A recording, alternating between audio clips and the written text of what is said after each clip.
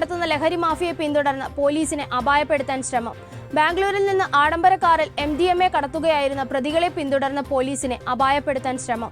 പ്രതികൾ ബാഗ് വലിച്ചെറിഞ്ഞ് രക്ഷപ്പെട്ടു.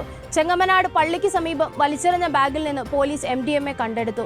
രഹസ്യ വിവരം ലഭിച്ചതിനെ തുടർന്ന് വാഹന പരിശോധന നടത്തുന്നതിനിടെയാണ് ആഡംബര കാർ എത്തിയത്.